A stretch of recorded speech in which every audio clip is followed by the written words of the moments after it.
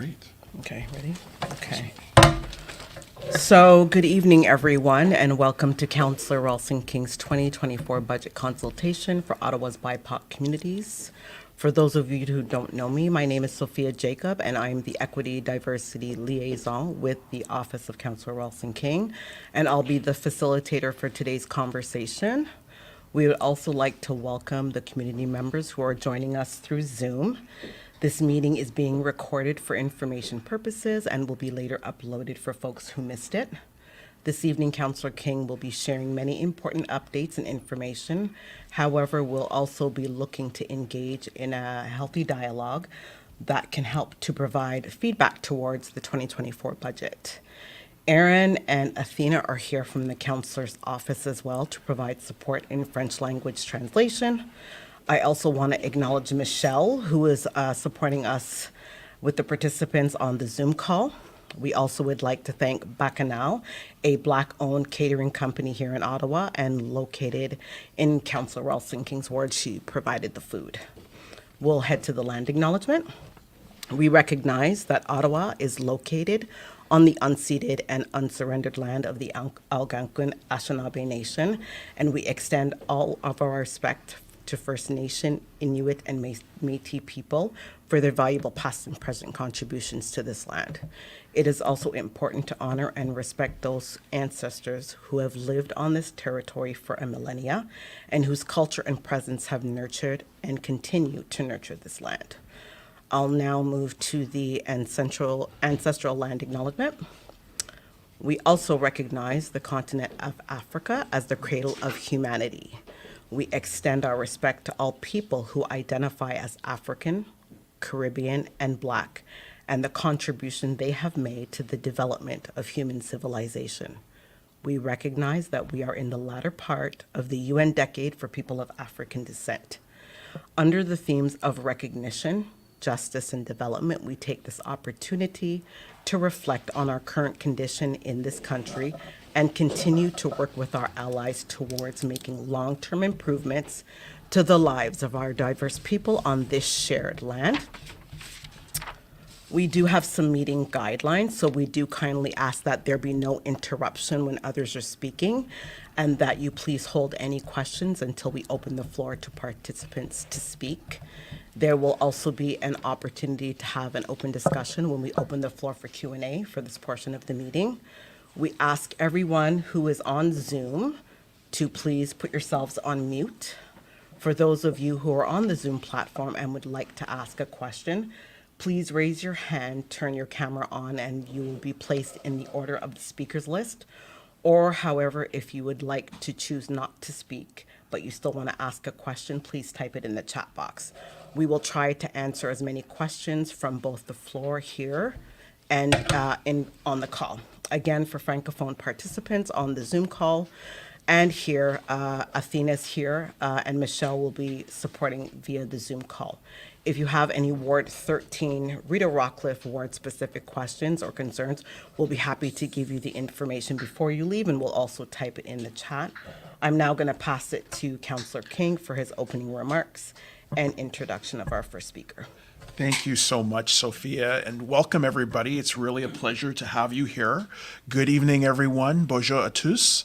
Thank you for joining us for this virtual budget consultation, as well as a hybrid consultation. So we're really excited because this is a new format as we've emerged out of the pandemic to have everybody gathered here together, as well as people gathered online. So I'm really pleased that we could have this budget consultation primarily for the Black, Indigenous and racialized residents of our city. I'm Rawlson King, Je m'appelle Rawlson King. I'm the Councillor for Rita Rockcliffe, and I'm pleased to provide this equity budget session in my capacity as Council Liaison for Anti-Racism and Ethnocultural Relations Initiatives to provide residents with an opportunity to provide input on where the city's priorities should be focused for its upcoming 2024 budget. It's important to note that the budget has not been tabled yet. We think it is important for us to listen to people first and then set priorities. I'd like to also echo what Sophia had said as well. Though this meeting is being held remotely through Zoom, and we're meeting virtually as well as in a hybrid format, the land on which Ottawa is built upon is unceded Algonquin Anishinaabe territory. I'd also like to take a moment to acknowledge that the people of the Algonquin Anishinaabe Nation have lived on this territory for millennia. Their culture and presence have nurtured and continue to nurture this land. The City of Ottawa honors the people and land of the Algonquin Anishinaabe Nation, and we honor all First Nations, Inuit, and Métis peoples and their valuable past and present contribution to this land. I know Sophia had outlined some housekeeping items, but I will underline them. Please note that we are recording this session and we'll post it on my office's YouTube channel so that more people, as many people as possible, will be able to get the message and will be able to participate in the further discussions that we have concerning the budget. And if you don't want to appear on video, we invite you online to turn your video off. Please place your microphone on mute until a moderator invites you to ask a question. And to see the person who's speaking online, select speaker view instead of gallery view. This evening, we're pleased to be joined by Joseph Mahoney, Deputy City Treasurer for Revenue for the City of Ottawa. And we're going to invite him up in a second. But I also want to take this opportunity to thank BIA Media, who is providing media production for this event. We also want to acknowledge the Association of Black Entrepreneurs and Professionals of Ottawa, Gatineau, here at the 235 Hub, where we are having our meeting today. Their mission is to develop the potential of the next generation of Black business leaders here in the National Capital Region by facilitating personal development and by providing a platform for mentoring and training. So we're just excited to be here, and I'm also excited to invite Joseph here to provide a presentation on the city budget process. So Joseph will be joining us for that.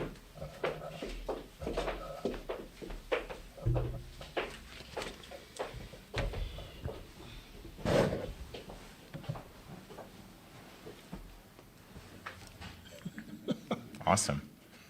And so we'll start with the first set of slides, the city presentation on the budget. Okay. Good evening, everyone. My name is Joseph Mahoney. I am the Deputy Treasurer for Revenue Services here at the City of Ottawa. And I'm really excited to be here this evening for this consultation. And attending with me today's consultation, I have Suzanne Schnaub. She's one of my colleagues. She's the manager for financial services here at the City of Ottawa, so she's attending virtually. So as I go through the presentation, once we move into the question and answer session, I may pull on some of her experience if there's some issues that may come up that I may not have an answer. As we noted, I think we're going to try and answer all the questions that we can today here. And if there are some that we can't, we'll certainly look to get back to the councilor's office and get those responses back to you.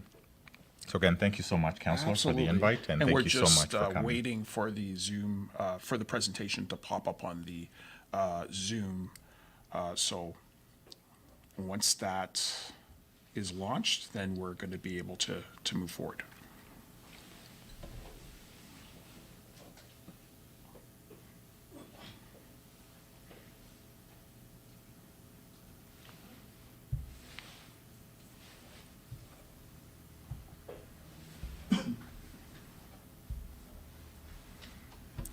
And there we go.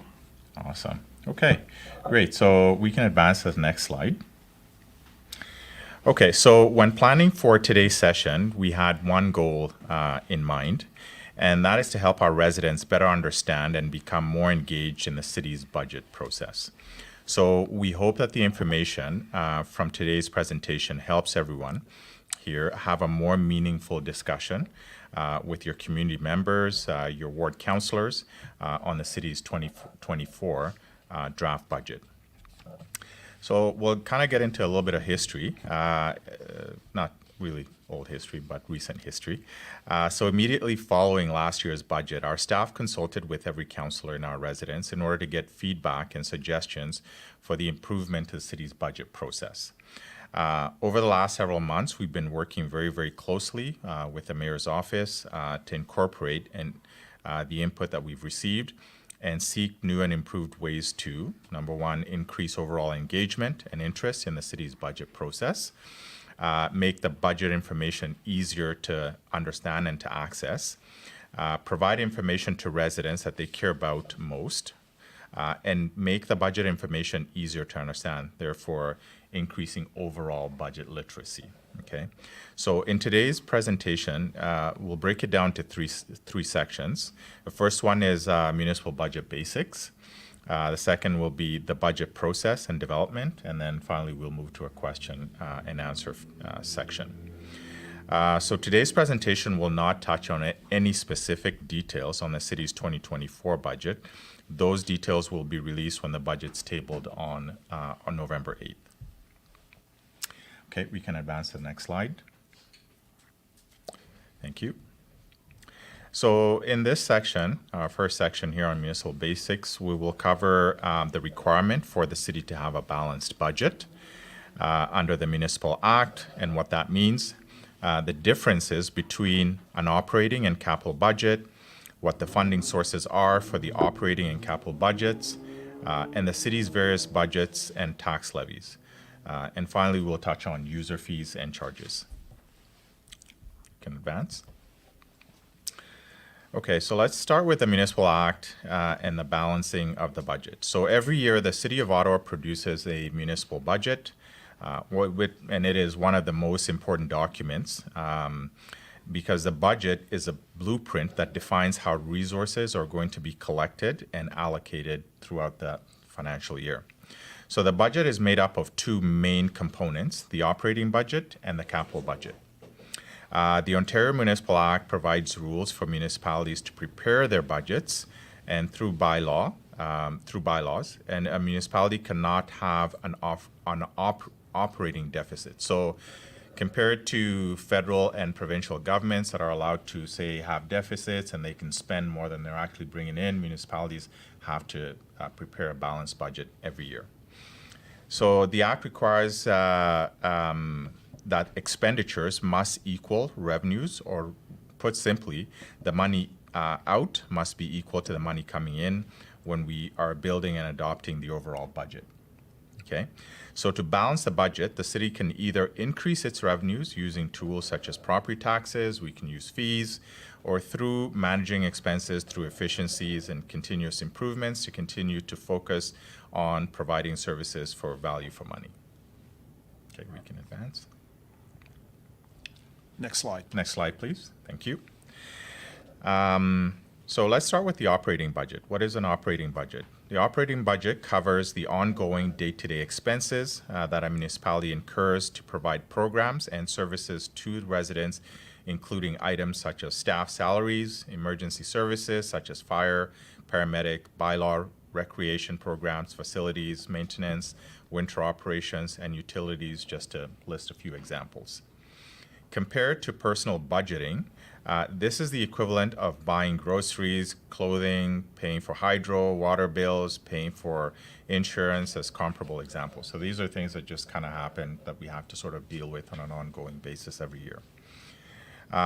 In comparison, capital budgets are plans for the acquisition and replacement of tangible capital assets, which are defined as significant expenditures to provide municipal services with a benefit beyond 1 year. So the capital budget excludes the cost of operating these services, which form part of the operating budget. The capital budget is developed in accordance with the council-approved official plan, transportation master plan, the infrastructure master plan, development charge background studies, and various long-range financial plans. It covers long-term investments such as roads, paving and resurfacing, sidewalks, new investments in new facilities and investments to maintain existing facilities, bridges, parks, infrastructure, water treatment plants, pumping stations, water, wastewater, and stormwater infrastructure, such as underground pipes, and traffic control devices, such as PXOs, to list a few examples. So compared to personal budgeting, this is the equivalent of, say, buying a new car, replacing your furnace, building an addition to the house, replacing your roof, as comparable examples. So these are big expenditures. They're one time, and we're trying to do something different. We can move to the next slide, please. So let's move to funding sources. So the operating budget funding sources include annual property taxes. So this is our citywide levy, our transit levy, our police levy, and these are all listed in on your property tax bill. We have user fees and charges, and a good example of user fee charges is your water bill. We have assessment and growth related revenues. So these are revenues that come from additional properties that are built during the course of the year. We have provincial and federal funding. We have payments in lieu of taxes, and those are payments or tax payments that are made by federal governments. As you know, Ottawa has a very big footprint in terms of government properties, being the capital of the nation. And finally, investment incomes and dividends. So capital budget funding sources include, again, annual property taxes, development charges, federal and provincial funding, but we also use debt. In Ontario, municipalities can issue long-term debt to fund capital programs. However, as per the Municipal Act, they may not commit to more than 25% of the total own source revenue to long-term debt as other long-term obligations. The City of Ottawa's fiscal framework further limits that debt level to 7.5%. So we're not really looking to get to the 25%, even though we can get there. We limit ourselves to that 7.5% here in Ottawa. And finally, in terms of capital budget funding sources, we have water fee rates, water utility fees, rate-supported infrastructure. So that's for water, wastewater, and stormwater. We can move to the next slide. So the city has four major budget categories or groupings. The first three on this slide are tax-supported, transit, and police, are each funded through their own separate tax, each with their own tax levy. The fourth, rate-supported, is funded through water utility charges, and I'll explain each one of these to you in details over the next few slides. We can move to the next one.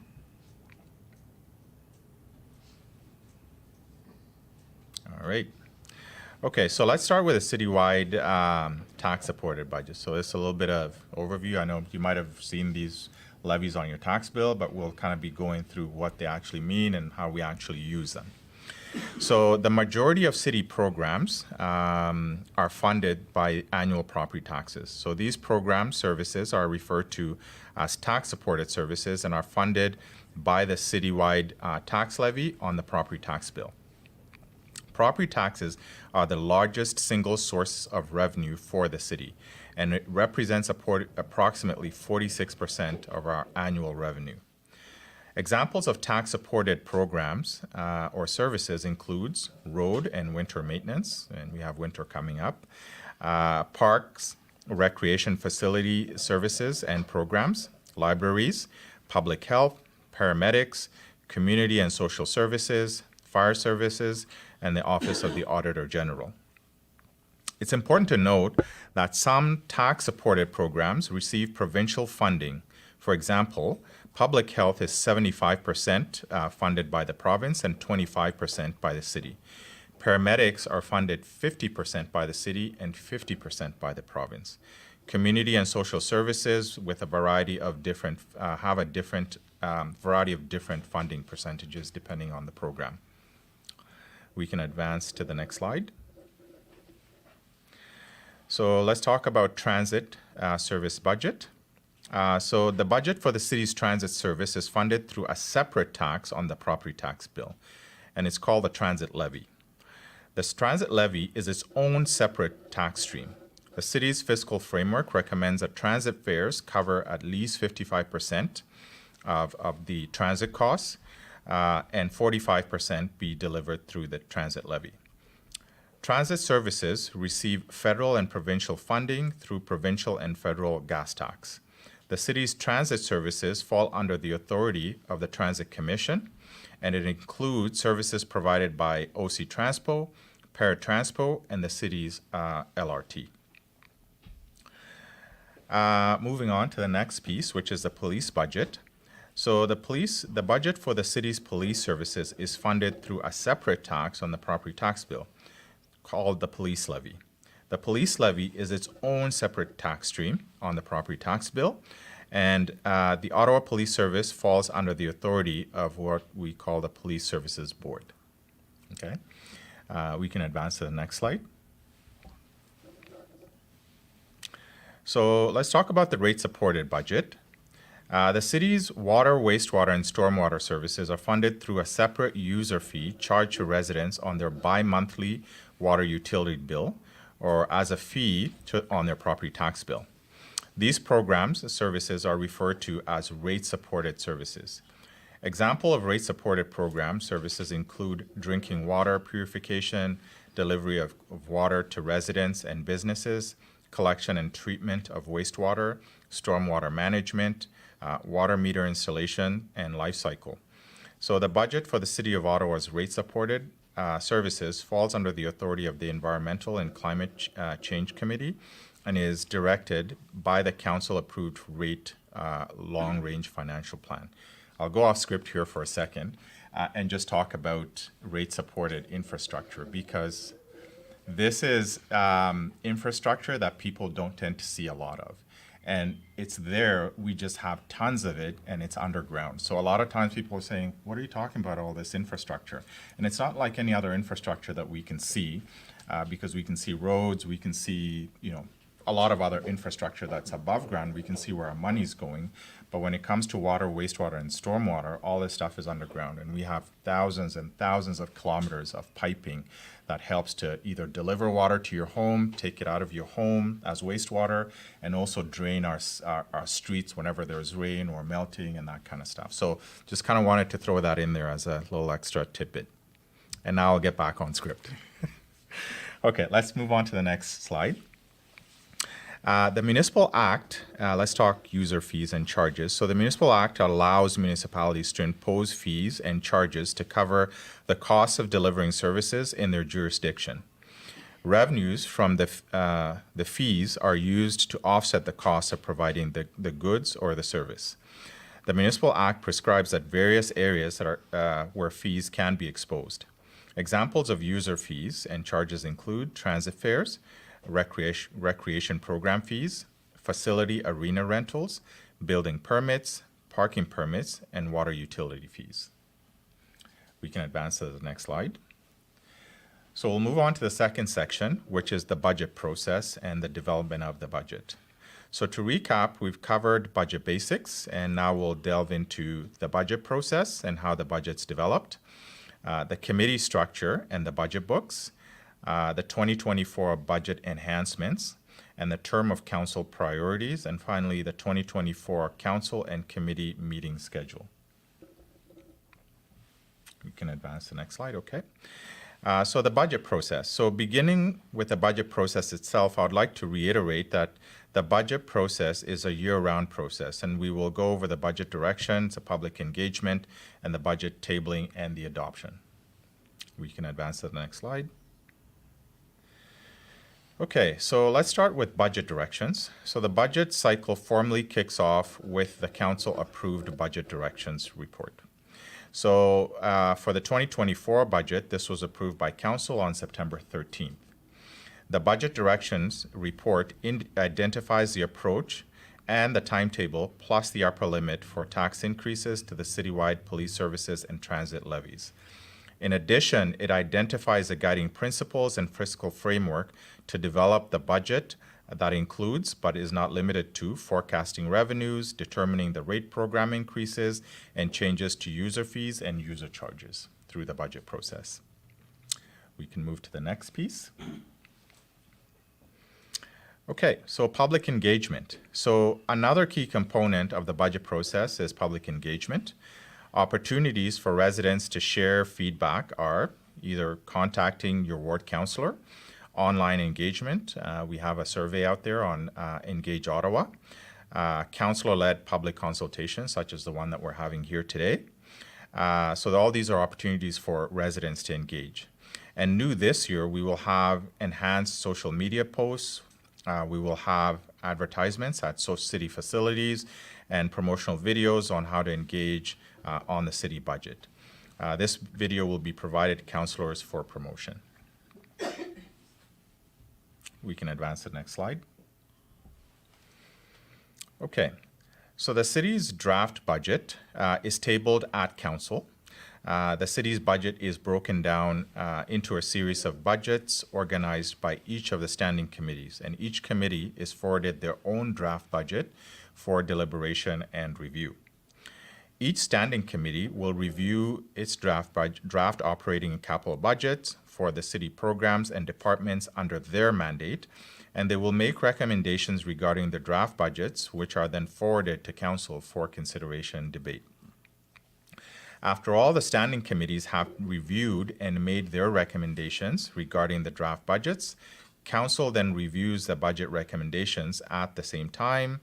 And after council has reviewed and voted on all the committee budget recommendations, the final city budget is adopted. We can advance to the next slide. So we'll touch on the committee structure.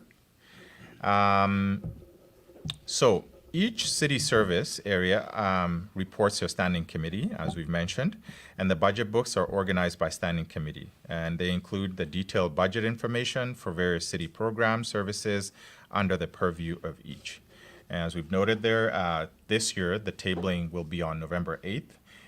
And then between November 8th and December 6th, there will be a series of committee meetings, which each committee will deliberate its budget. And then finally, on December 6th, we will move on to the adoption. So 2024 budget enhancements. We can advance to the next slide. So enhancements are based off feedback since the 2023 budget. The goal of these enhancements is to improve budget literacy and improve engagement by removing barriers to participate. Enhancements are listed on the slide, but of note, some enhancements are in today's, never mind that. We're introducing a new 2024 budget tool, plus enhanced reporting and online content, right? So some of the things I think you can expect to see there is you'll have a new look and feel. We're gonna have more visuals, I think, for people to see, because traditionally we've produced the budget. We have, it's a very technical book. It has a lot of details, but because it has a lot of details, because we're such a large corporation and we have so many functions that we deliver, we sometimes lose people in the details, and it's very difficult for people to follow. So what we're trying to do is sort of simplify this and allow people to really sort of follow it and really understand where, your money as taxpayers goes, and you can really then be able to provide general feedback in terms of how you see the city using its funds as we move forward. So ultimately, we're looking to create an understanding of the investments that are being made across the services and programs that serve our community. All right. Okay, so, and right there on the slide, we've listed a couple of things that I mentioned earlier in terms of how we're looking to sort of continue to engage the public.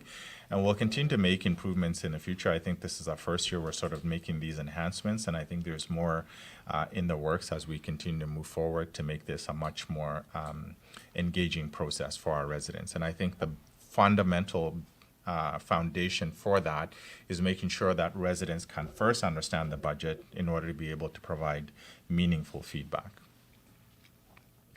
Okay, we can move to the next slide. So let's talk about the term of council priorities. The 2024 budget will ensure and highlight its alignment with the term of council priorities that are seen on this slide. And there are 4 council priorities that council approved earlier this year. And the first one is a city that has affordable housing and is more livable for all. a city that is more connected with reliable, safe, and accessible mobility options, a city that is green and resilient, and a city with a diversified and prosperous economy. So our budget will aim to sort of really align itself with these 4 priorities that Council approved earlier this year. We can move on to the next slide. So here you can, a lot of dates, but really what this outlines is all the different committee dates. And again, this information will be posted online as Councillor King said.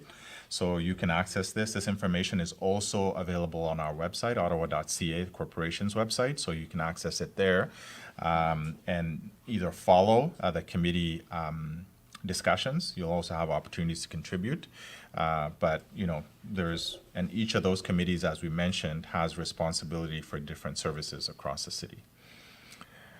All right, so all this will continue between November the 8th and go all the way to December 6th. And December the 6th is when we have that final deliberation and the adoption of the final budget by Council.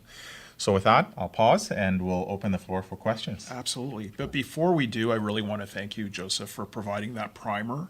I think what we heard in the last budget cycle from Council, and I actually do want to acknowledge the fact that we do have a number of councillors here today. So we have Councillor Plante, who represents Rideau Vanier. So thank you for hosting us here at the 235 Hub. And we also have River Ward Councillor Riley Brockington as well. And I'd also like to acknowledge the support that we've received in terms of getting the message out about this specific budget consultation for our diverse communities. So Councillor Lowe from Barrhaven, as well as Councillor Lane Johnson, ensured that the message was spread. So we do appreciate that fact. And as I was saying, Council did want to make the budget process more accessible to people, but in order for it to be accessible, people have to fully understand the nature of the services that the municipality provides. And so it's important to have this process. And so now we do want to open up the floor if there are any questions from the first phase that you've heard. So I see a hand raised. Please come to the mic, and Joseph will be happy to attempt to answer your question. Well, Joseph, thank you for coming. Thank you. For the first time. Thank you, Councillor King, Councillor Plante, and Councillor Brockington. My question is a tough question, but please don't take this the wrong way. It's not personal. And I would say that you evaluate my question based on whether what I'm saying is true or not, not based on whether you like the content. It is my point of view, and I'm correct, that, and it hurts me to say this, but I believe that Council is misleading the Black community on one issue. And I'll tell you what that issue is, has to do with the police budget. As we speak today, there's a regulation that gives Council the power to determine what information they want to see from the police board. Now, the chief has that power. The OPSB has that power to disclose personal information. I'm talking now regarding police complaints. But they can de-identify the names. So there's also, I don't want to get into the legal, but I'm telling you that just trust me, the chief has the power.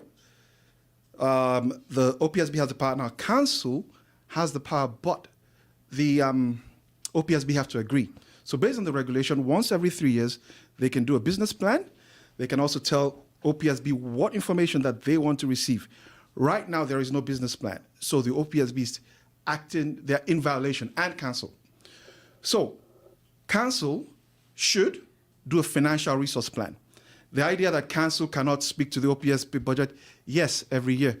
But once every 3 years, the Ontario government gave them power through the legislation to actually prioritize police services. And I'll tell you, you might be shocked to hear this. According to the regulation, the only thing that can be outsourced is criminal investigations. Every other thing that the police is doing can be outsourced to other city staff or private sector people or black community. And just to say, well, what's the benefit? What's the budget benefit?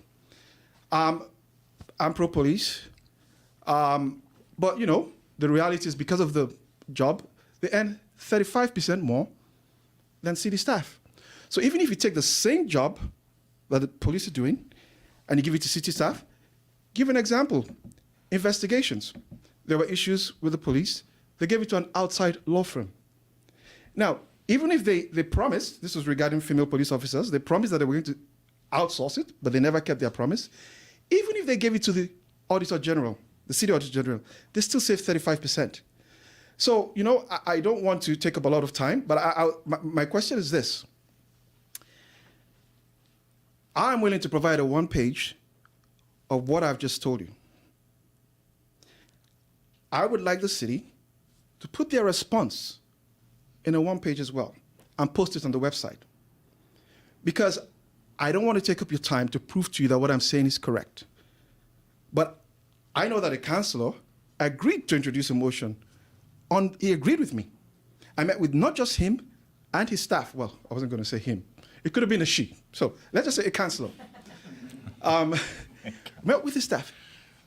Agreed. He said he would do it after the last budget. And we went very far in the process and somehow went silent. So when I tell you, I'm not going to say much more, but when I tell you that council is misleading the black community, I know what I'm saying. Regarding the police budget, council is misleading the black community. Today, there is no business plan. Council has a right to call the OPSB, do the business plan, and then within the regulation, it says that they must consult us in that business plan. So my ask is, if I provide you a one page proving all these things that I've told you, and I have more to say, but I'm not going to take up the time, are you willing, because I know we've had this conversation before, and I don't want a situation where nothing happens. So are you willing, if I provide what I've just said in one page, would you be willing to respond in one page and put it on the website so that the black community can know? It's either I'm lying or council is misleading the black community. There is no middle ground. So, but the public should be able to read what the black liar is saying, alleged, and what council is saying, and then the public should be able to decide who's lying. One of us is lying. I'm telling you today. So we appreciate the question. I can just talk from the political side. So I don't recall the committee that this was raised, but I do remember that Councillor Devine had asked a line of questioning to staff around the capacity for council to evaluate the business plan for the police services. And the response was that that was more of a structural element than a substantive element. So the response that I remember is that if you're talking about the substance of what the Police Services Board has responsibility over, it's not applicable in terms of the business plan itself. Now, the business plan would be dealing with administrative issues. And so that was our understanding from staff. But as to your request, I think it's reasonable to ask staff to put that in writing. But that's what I recall from a specific meeting that was on record. So it was a quorum-based committee-type meeting where the question was asked of staff by Councillor Devine. And if I might just, and with that, will the city's response be on the website? Well, I would have to talk to staff, but I think it's fair to ask staff that question on your behalf and have a written response because there was an answer that was provided orally to councillors. So, And I appreciate that. And I just want you this is an important point. This is why I came. You can wrap up after I this. drove. I'll give you 30 seconds and you can wrap up. I hear you, and I really apologize. I drove 1 hour to ask this question. Oh, absolutely. And all I'm asking, I've been interacting with the city. All I'm asking is, will you post the city's response, my one page, I'm committing to one page, will you post the city's response and my one page on the website so the black community can see who is speaking the truth? Okay, thank you. Yeah, we can make the request of staff. Of course, staff controls the website.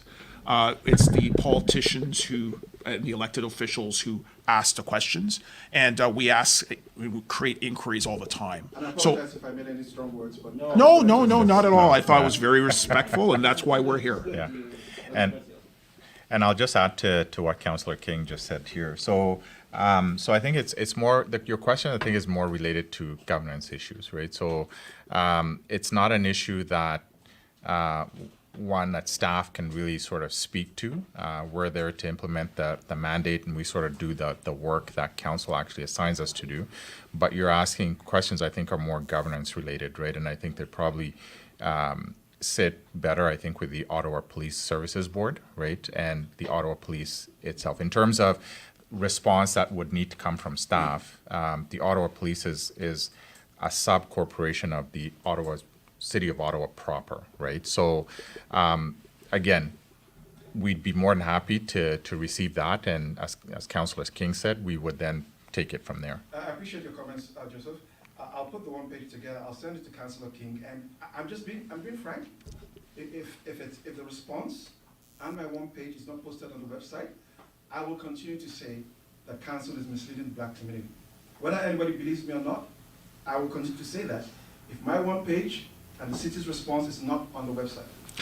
And I would just say to that, at the end of the day, councillors can make inquiries, and all inquiries are answered by staff, and all inquiries are ultimately, all those answers are posted to the website. So, we're willing to look at that for you.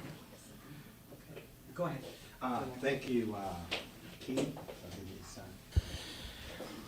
I'm happy to be here tonight and to have questions and to see also as a communist in here in Ottawa, in your writing or other writings, all these budgets have been laid out by the city of Ottawa. I believe most of communities are not benefit from it. It's about to hear the city has passed the budget 2020, 2022, 2020, and so on. But most of the organizations which have been held by the black communities or the newcomers which are in here living, I don't think that they have a contacts with the city. And city has been ignoring those organizations which are supposed to be supported by the city, because most of provincial budget to the city of Ottawa, it's concerning also that it has included the other organization which they don't have no capacity in order to have a communication with the city, and also it's supposed to be, to be informed. Not all of these organizations are giving any opportunities to check in the city of Ottawa or check on the government's website in order to get the budget. So most of the communities, we see that in black communities are increased on the street. And they in the same time, they have organizations, and those organizations within this budget, they don't get anything from it. So how we can be able to communicate within black communities or in my communities or other communities which are in the city here, so that they can be able to benefit from all this budget have been laid out by the city. Thank you. Thank you. And I'll be brief. I think that's one of the reasons why we're holding this public consultation. This is the reason why we established the Anti-Racism Secretariat in 2020. This is the reason why we have a strategy for anti-racism that was passed in 2022. And I'm also going to have another presentation that will deal specifically with the equity elements and issues that we've heard. And we want you to know as well, when we get to that presentation, we're going to have even another presentation talking about addressing social service investments and other investments in the African, Caribbean, Black community that we've heard has been a challenge. So what we want to do is respond. Of course, the challenge is I'm as I want to see rapid change like you do as well. Yeah. But there's a process. And so what I'm happy to say is that I think that we are making progress in terms of changing some of the structures at the city that will allow the community to access more resources from the city and from the city budget. So this is what this is all about. I'm going to have another presentation that I'm going to give that will talk about a budget survey that we undertook that really reflects some of the things that you're saying, and then also the strategy that we're going to undertake to ask for more resources for diverse communities in following budgets. Yeah, Thank that's, you. That one thing calls, we just hear yearly about the budget is coming, budget 24, budget 25, budget and so on, but we don't benefit from it.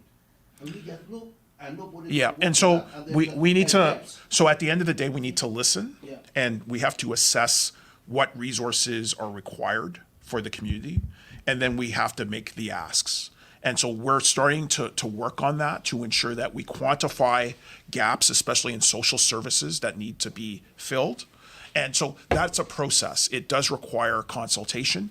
And we have to acknowledge that our budgets are constrained at the municipality. I think you heard Joseph talk about what we need to pay for. I mean, it's not sexy, but infrastructure needs to be paid for. The other element around city budgets is that a lot of the spending is mandated, so people don't realize that. Once you get through mandated spending, you don't have a tremendous amount of money to spend that's discretionary.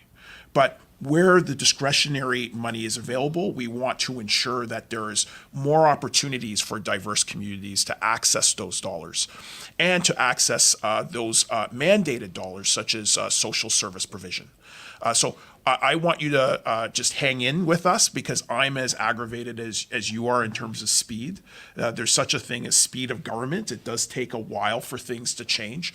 But over the last 4 years that I've been in office, I have seen demonstrable change, I believe, in terms of the structure. And once we change the structures, we can actually see changes to the funding. So we're gonna continue to talk about that, but we're hearing you. So, Counselor, the next person is on Zoom to ask a question. I think her name is Velvet, so if you can just take the question there. Yes, please go ahead. Thank you very much. My name is Velvet, my pronouns are they, them. The Cabinet Council created a report in 2021 about maybe art participation, health, and well-being. And there were two key findings from that report. There is a strong connection between cultural participation and health. And the second is that there's solid evidence of a connection between cultural participation and mental health. So I respect that in this session today, you're not doing specific line items, but as a community member and creative person, I'm asking if you can share what level of support or how much you're going to champion creative Ottawans like myself, in seeing a budget increase this year for the Arts Council and other cultural organizations. Well, I thank you for that question, and of course, we're always going to make inquiries for improvements to cultural budgets. I have a special relationship with the artistic community, because I always like to note that my wife is Indigenous art curator. I have a special appreciation for the arts. I was actually the president of one of our artist-run centers for a good number of years, Gallery 101. And I'm always making inquiries as to what the cultural sector requires in terms of increases and investments. So we just want you to know that we have made those inquiries actually with staff. We actually did that. My office did that within the last couple of weeks. But we're always going to advocate for more investments. Where we're also excited is investments in arts for diverse communities. And you might have noticed with the art gallery, with our municipal art gallery, the Ottawa Art Gallery, that there are emerging programs specifically for diverse communities, including the Black community, the Asian community. And we're proud of that, and we want to see expansion of that. So I just want you to know that that is something that, I personally advocate for. Of course, we have to understand that there are constraints in the budget, whether it's budget direction or the requirements of the services that need a proper level of funding. So there's always going to be those pressures, but you have a strong advocate with me in terms of the arts and culture, and also for, frankly, advocating for more diversity in terms of the cultural funding that the city pays for. Thank you for that I'd just response, like to- Counselor. I Oh, just- you wanted to respond? Yeah, Go just ahead. add one more thing there, Councillor King, King's comments in regards to this question, the previous one. I'd noted earlier in my presentation, in terms of budget asks and, things that we'd like to see in the budget, I like to say, every time throughout the year is budget time, right? The best time to start your consultations is right after the budget's been passed. So December 8th, you get the 24 budget passed, start talking to your councillor about things you'd like to see in the 25 budget, right? Because the sooner you can get those asks into the councillor, the sooner he can start making inquiries. You're giving him a little bit more of a runway in terms of, being able to advocate for you and trying to get these things sort of, into the next budget. Trying to get them in much later in the process when we're sort of down to the wire and, everybody's sort of in there trying to get their asks in becomes a little bit more challenging. But if you can get these things started sooner, the better. So could be in the summertime, could be in the winter, spring. At some point, make an appointment with your counselor. Let them know what things are, areas you'd like to see improvements in, because, we're sort of consulting for budget pretty much throughout the year. It's not just one season. We're collecting feedback and engagement pretty much throughout the year. That's absolutely correct. I just wanted to briefly say that that's the nature of our job. We're always listening. It's one of the reasons why we're at a tremendous number of community events as city councilors. It's not just for photos. Some people think that. For me, it's listening to the community, seeing what their needs are, and being able to advance those questions in the interim before the budget. And I think that has paid a tremendous amount of dividends. So, please. Thank you. Oops. Okay. Hopefully everybody can hear me. So thank you so much for this opportunity to discuss the budget. My name is Camelia Tieba. I was wondering, what is the city planning to do to address the affordable housing crisis that we have in the city, and what can citizens do to really push that issue forward, because it's becoming very dire for many people. Do we want to hold that, or do we want to? Well, I can quickly speak respond to to it. it? Okay. I believe that we need to have a manifold increase in the investments that we make in affordable housing. And I think it's safe to say that many of my colleagues believe the same thing. And we're starting that process in terms of reviewing our 10-year affordable housing plan to ensure that we can more effectively address affordable housing. But to me, it's a number one priority in the ward. The thing I'm the most proud of was being able to secure within the first year and a half of being in office, $15 million from the annual affordable housing funds that we allocate to start building 271 affordable units in Wateridge Village at the Mikanak development. And so I worked through a process with Ottawa Community Housing where we secured the dollars, we turned the sod, and now we're nearing completion of those buildings. But I agree with you, we need more. And so, the city has signed the pledge for 151,000 new units. There are structural challenges to doing that, not just the city standing in the way in terms of application speed, et cetera, but we also have a labor challenge in terms of delivering and constructing those units. But what I can say without a doubt is that the majority of my colleagues around the table are dedicated to ensuring that we enhance affordable housing and we try to build it as fast as possible, and also focus on transitional housing for our newcomers, for immigrants, so that they have sufficient housing when they come to the city. The challenge is agreement as to how to get there.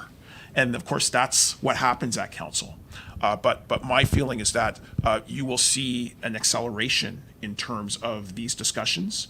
The mayor, I know, is having discussions with senior levels of government to attempt to secure more dollars for affordable housing so that we can accelerate its construction. The other thing that's important is that we want the affordable housing and the supportive housing because we know that shelters don't work. And we don't want to see people just being, shifting from shelter to shelter. We want them to have homes. And so the idea that people are, going in and out of shelters every 15 days, every 30 days, the fact that people are living in their cars is unacceptable. And so I just want you to know that I think that that's something that we've heard loud and clear, that I think council in total is dedicated to working on as a serious challenge. There are structural issues and finance issues that surround that, but we're going to continue to work on those issues. So we heard that loud and clear. 2 days ago, I held a ward-specific consultation. Affordable housing was at the top of the list. So we hear you. Okay, just to ask a follow-up question. So, yes, to construct, to building new houses, but how about regulating the rent hikes that a lot of Ottawans have been experiencing, where there's no regulations in terms of how much a landlord can increase rent, and that's in this economic climate, it's putting a lot of people under undue pressure. Just before you respond, we're going to pause on any questions from the chat and from here on the floor after you respond, because we have to move on to the next presentation. So thank you for your question. Okay, so I just wanted to say there is regulation in place. It's so city does not regulate rent increases, but there is provincial regulation in terms of how much a landlord can increase rent. And generally that direction is published by the LTB, which stands for the Landlord Tenant Board. Okay, so every year there is a published amount which they cannot exceed. And if they do exceed that, you have an opportunity to go and file a claim before the Landlord Tenant Board, and you could, if you've been paying that, you could get that back in refunds. But generally, they will look at the landscape of the entire province, and they'll say, okay, this is the maximum that is reasonable, right? And so some landlords will increase up to the maximum that's allowed, but others may decide not to increase. Others may increase only a little bit, but there is a maximum cap every year that is in place that is regulated, that should not, landlord should not exceed. Thank you for your question, and also thank you for your response. We are going to move on to the next presentation, so thank you so much. Thank you so much. We really appreciate it.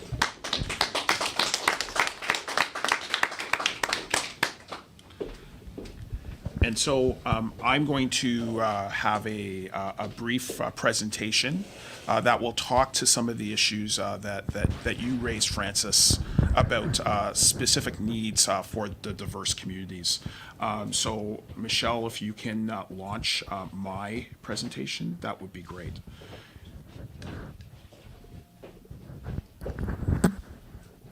That's great. And we can go to the next slide. So I'm really pleased that you're here tonight. I won't go into too much detail with this slide, but I did show it 2 nights ago in my ward-specific consultation. It's important that you're here because obviously we are talking about the allocation of resources, prioritizing community needs, ensuring that city government is accountable and is transparent.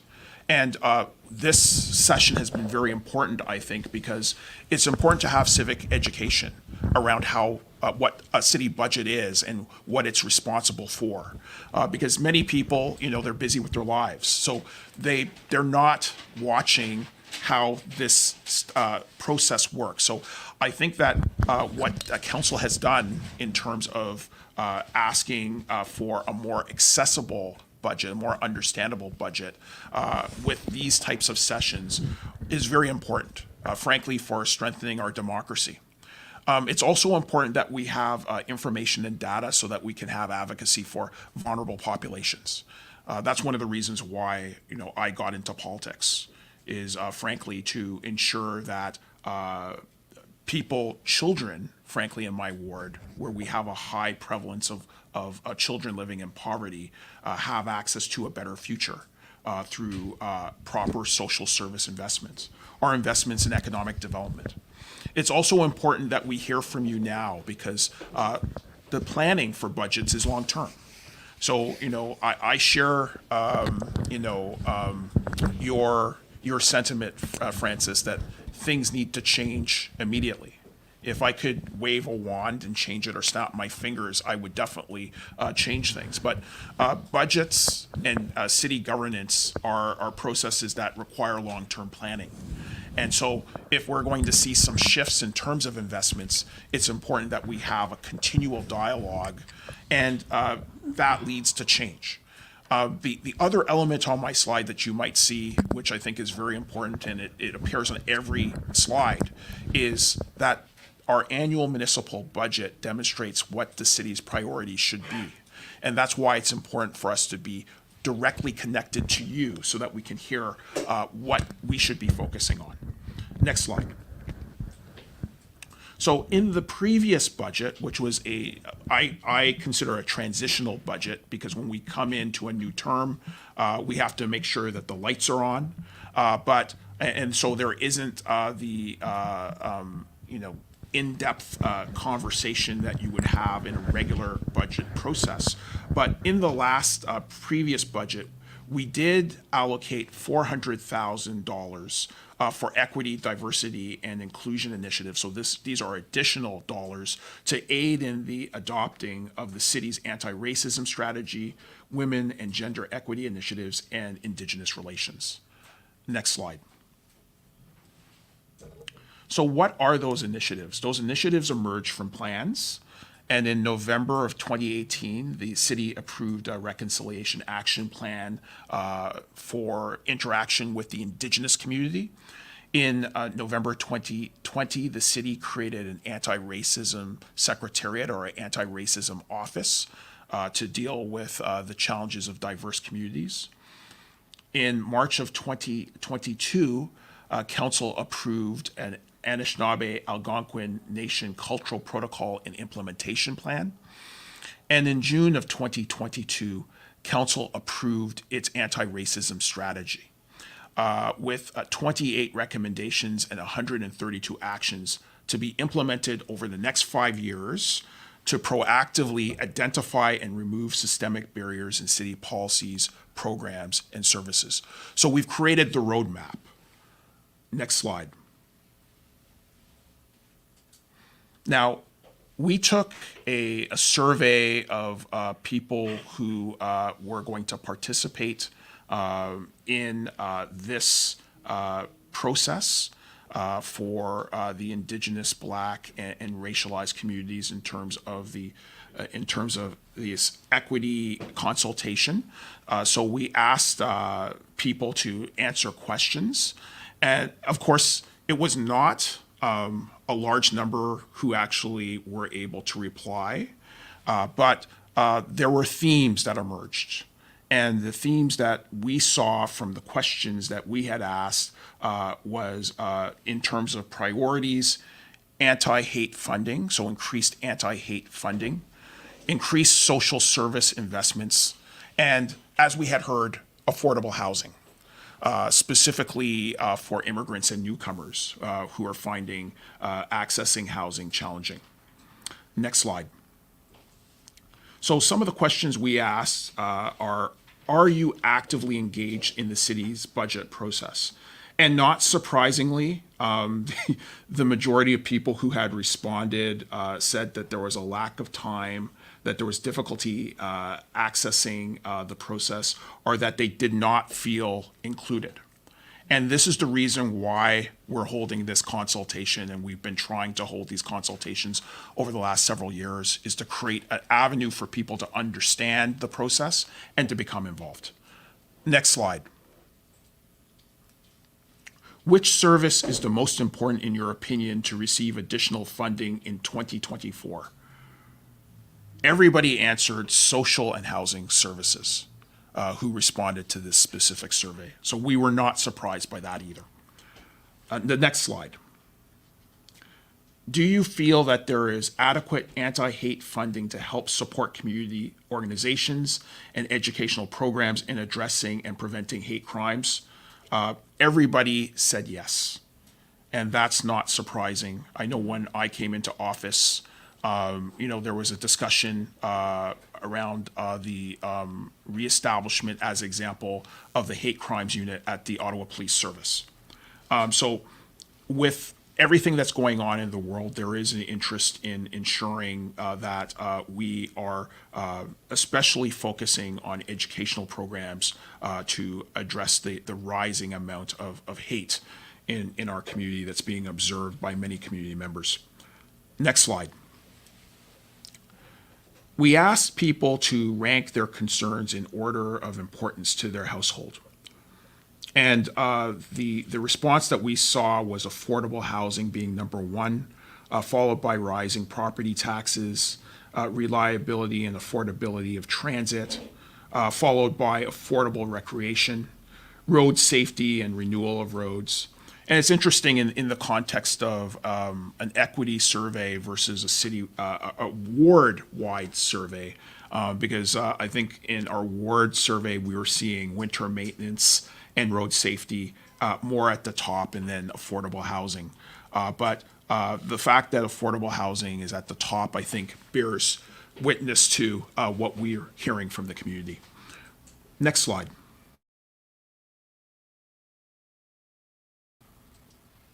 Asked whether an increase in anti-hate funding in Ottawa aligns with the city's commitment to promoting diversity and inclusion and can contribute to a safer, more welcoming, and equitable community for all residents.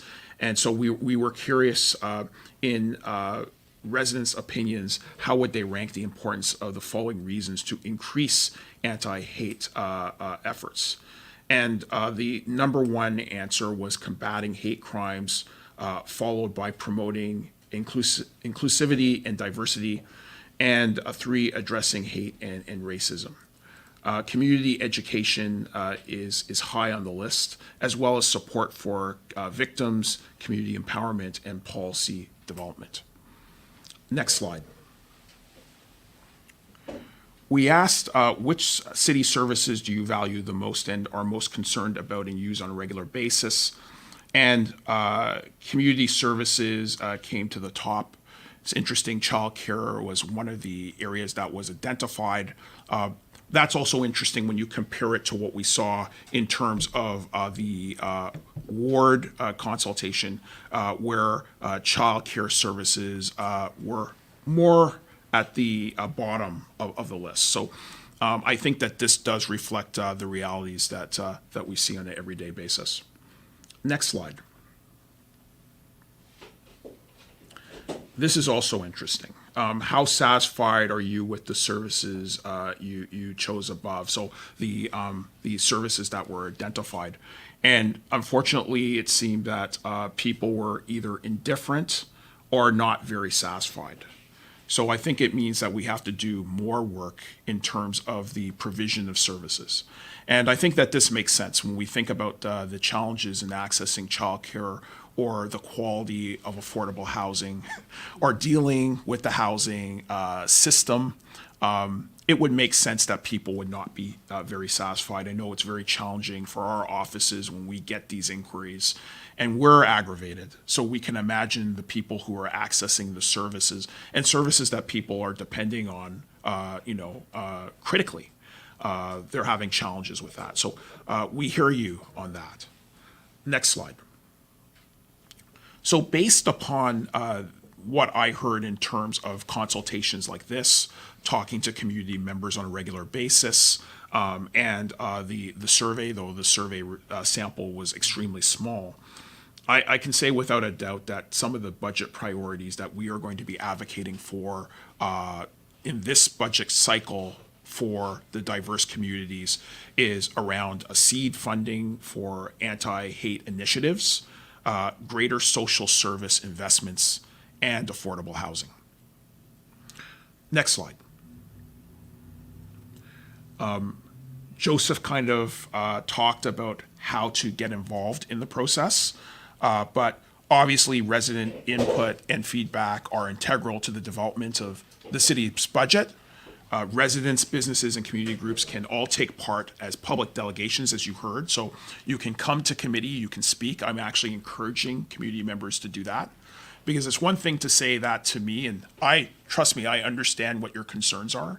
We want to ensure that the entire city understands the concerns and council as a whole understands the concerns. And the way you do that is by delegating. So we invite you to do that. We also want to emphasize that residents can provide feedback through 311 and through online feedback tools. And so there's a tool online. There's going to be a new suite of tools, which I'm going to be excited to actually evaluate, I'm sure, along with my colleagues, to see what their impacts can be in terms of public consultation. But we want to encourage you to use those tools. And then my final slide, please, Michelle. And of course, you can always contact me in terms of questions, whether it's by email, forms like this, or leaving messages or talking with my staff. Thank you for the presentation, Councillor. We are going to continue to pause and go directly to our next presentation, and then we will go into questions from the floor and from the chat. So if you can introduce our next presenter, Councillor. Excellent. Well, I do want to introduce Christina Charles, who is here from Quake Lab, and what we are going to have here is a presentation based on some of the priority areas that we have identified. So my office is working with Quake Lab to really continue to identify the gaps that you have been talking about, Francis. In order for us to address them, I think what we frankly need to do is do a little bit of quantitative measurement as to what is required to address the gaps that we're seeing. Thank you for that, Councillor. I think before you become a councillor, we used to meet and we discussed the same thing that you were talking today, and that's why I'm talking about it. Absolutely. As soon as you've been elected as a councillor, it become hard. Even the mayor of the city of Ottawa, it's hard. There's nobody. They think maybe the main thing we're gonna go to beg for money. It's very hard. How many times I call the city of Ottawa to meet with the mayor and give the concern, because I've been working with the community for a long time. Well, we're going to start with the presentation. Thing that I want to address Yeah, absolutely. in order for you Absolutely. guys to know. So we're going to start with the presentation, but what we're working on is quantifying the need. We can't address the need without quantifying it. And so my office is working with Quake Lab to start to identify some of the challenges that we've seen around social service investment. And that's why Christina is here to provide a brief presentation. Hi, everyone. I'm just going to move a little closer to the microphone to make sure that I can be heard. Thank you so much for the introduction. Thank you so much for the great presentation so far. My name is Christina Charles. I am the data lead at Quake Lab, which is a small Black-owned inclusion agency in the city. And we work together in order to mainly improve the employment scene for people from diverse marginalized communities. And Councillor King's office was kind enough to reach out to us for a little bit of assistance with a really important project that surrounds the African, Caribbean, and Black Wellness Resource Center. If you can go to the next slide. Today I'm going to do a little bit of an introduction of the project, of ourselves, as well as the different people who are working on the project, an overview, and then I hopefully will have a few moments for questions at the end. Next slide. So, like I said, my name is Christina. Our CEO is Sharon. I wonder if anybody in the room has had a chance to meet her.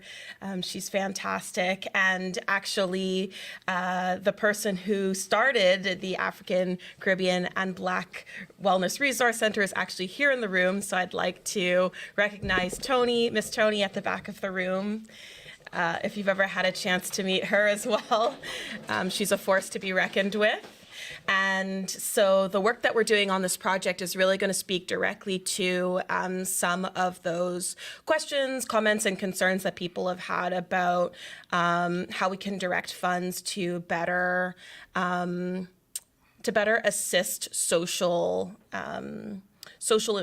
initiatives, especially those that target marginalized communities. So myself and Susan, we were at the ACB this morning. We were there to see how the food bank was working and how seniors programs are working and things of that nature. So we're really excited to get started. Yes, next slide. So this is really a project about inclusion, as I mentioned. That's really our area of expertise. It's also a project about accessibility, and it's a project about equity. So we know that there is funding available from private sources, from public sources. We know that money is flowing. However, with many industries, these systems were set up at a time in history when they may have been created for people who don't necessarily look like us or who don't necessarily need the services that people like we do need. And so we are basically taking this opportunity to explore some anecdotal evidence that suggests that some of our small grassroots organizations that are trying to access funding in order to be able to get started, in order to be able to grow, in order to be able to expand, to hire staff and things of that nature are not coming through the pipeline. And so really, in the big picture, why we're so passionate about this is because it's about the redistribution of wealth. So, there are, besides the public sector, there's a whole private sector of funders who have access to large amounts of wealth for historical reasons and who engage in philanthropic work in order to redistribute that wealth. And we want to make sure that we're able to access that now that our communities are increasingly diverse, as Councillor King mentioned, especially with a lot of a big influx of immigrants as well. Next slide. So I'll take you through an overview of what we'll be doing. It's actually a project in two parts. The first part is a focus on the ACB specifically. So if you go to the next slide, you'll see that part one is really going to be an opportunity for us to look at how we can better support the ACB as one example of a small grassroots organization. So they are committed to educating, enriching, empowering members of the community in our area. They're just located, down at the corner of Donald and Saint Laurent. So they're very much local. They provide all sorts of services, including a food bank, including senior services, youth services, including music programming and wellness services and immunization clinics and all sorts of valuable resources for our community. And so we just begun this project, this process of understanding the funding journey that the ACB has already taken. And we're also conducting secondary research, which is when we are researching other primary sources of information. So whether that be academic sources or, journal articles as well that come from this community and also come from elsewhere where we can find best practices, basically. Our deliverables are bold at the bottom, so we're hoping in part one to quantify the impact of the ACB, since Ms. Tony is working on her own. As you had just mentioned before I started, it's hard to justify providing funding for something that we don't know the impact of. And we understand that. And when you're such a small grassroots organization, it can be hard to get information about, for instance, the number of people who are using your services and the demographics of those people. So what different communities are you touching? What type of linguistic needs do those people have? What type of financial needs do those people have? So we recognize that. If you go to the next slide, we will, you can see that this outlines part 2 of the project, which is really an external and contextual assessment. So not only do we want to look at the ACB here, but we want to connect with other grassroots organizations that are providing similar services to explore whether they are experiencing similar funding challenges. And so this is where we could speak to future funding opportunities through City Council, for instance, where we want to be able to better help all of these different types of organizations that are helping our communities. So in part 2, we will be conducting primary research on the eligibility, the feasibility, and the approval rates of grant applications, whether that be, again, as I mentioned before, private or public avenues for funding. And that'll give us an opportunity to see in what ways do these organizations share similarities, what is making it difficult for them, and what sort of general findings we can make. It's also important to recognize that we at Quake Lab are really dedicated to understanding the systemic and the structural barriers to funding. And so we're in no way putting the onus on these grassroots organizations to have all the answers and to do everything the way that the system expects you to do it. We are actually hoping to do this work in order to make recommendations to improve the way that the system works for people like us. And so our deliverable for part 2 is, really highlighting and spreading the word through the media, through other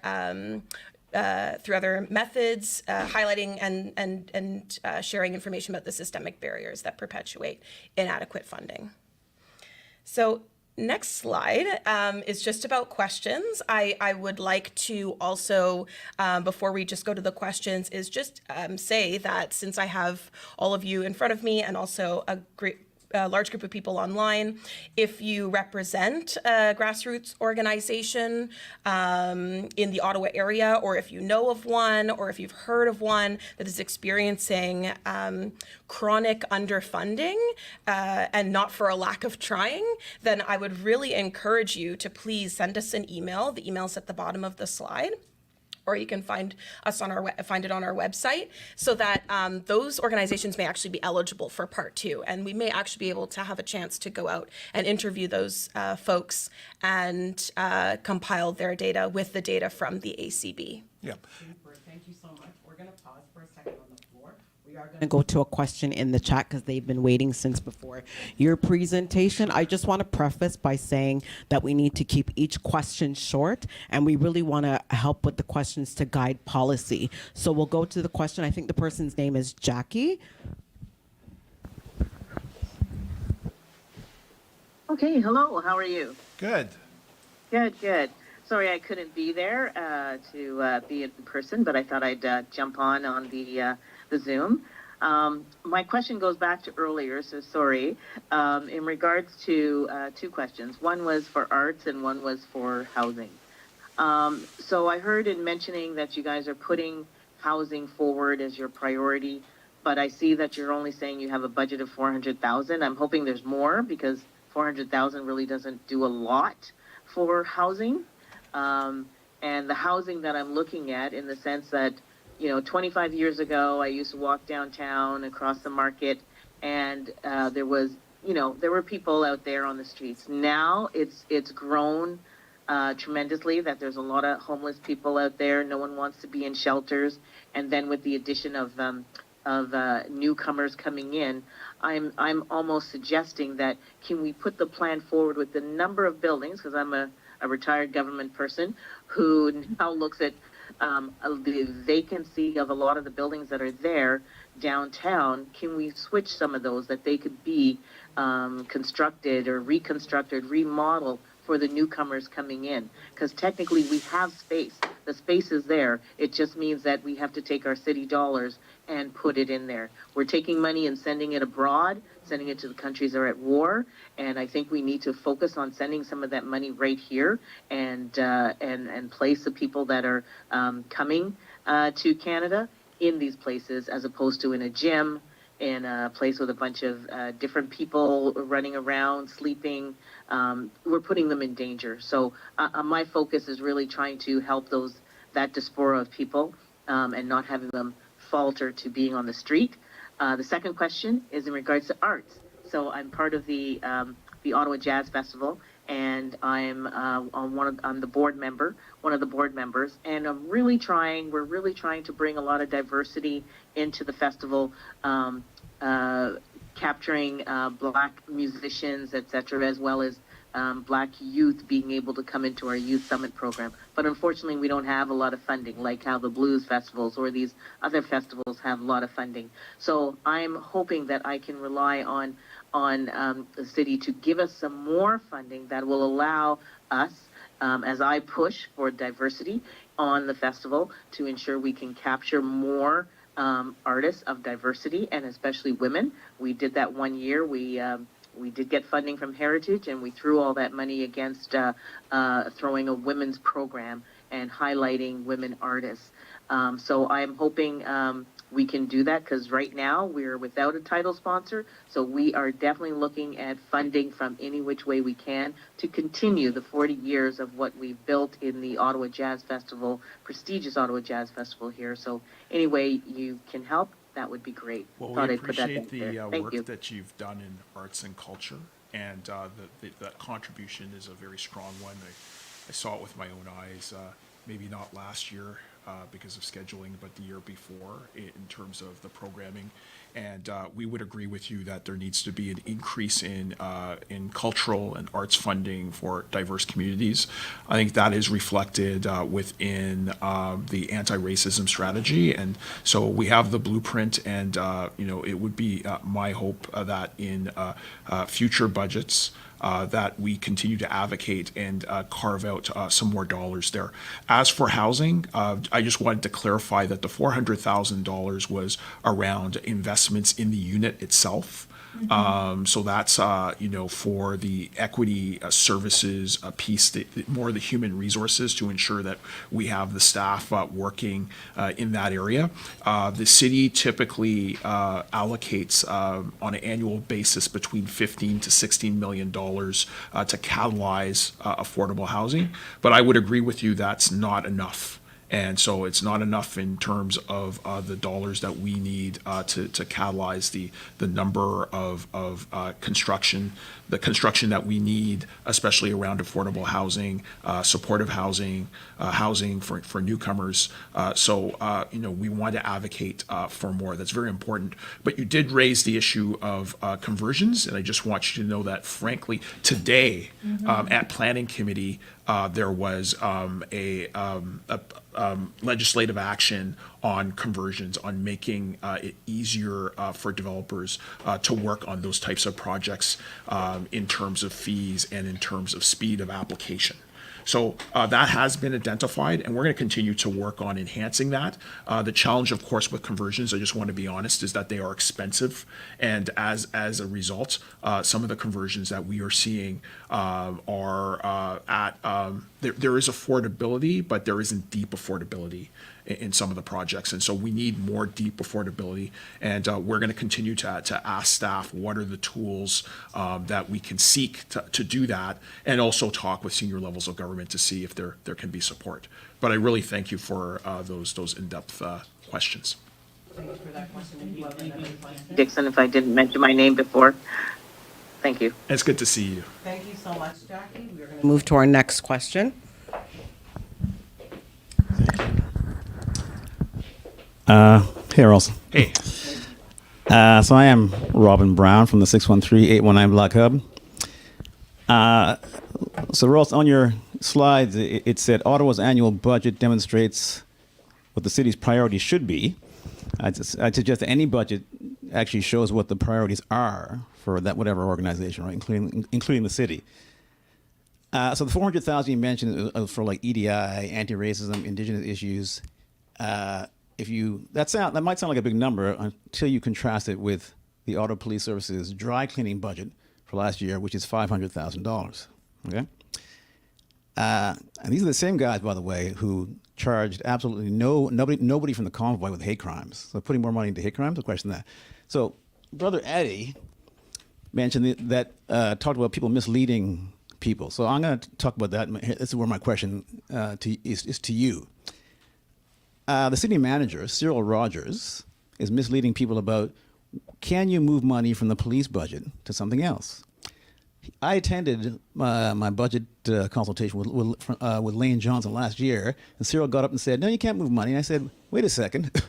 What about the $3 million that got moved under your leadership when you were on the police board? And thank you very much for doing that. What about the $3 million that got moved or withheld from the police budget and put towards mental health? And then Cyril had to go, oh, yeah, accept that.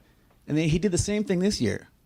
So can you please explain the mechanism you guys used to move that $3 million from where it was to where it went?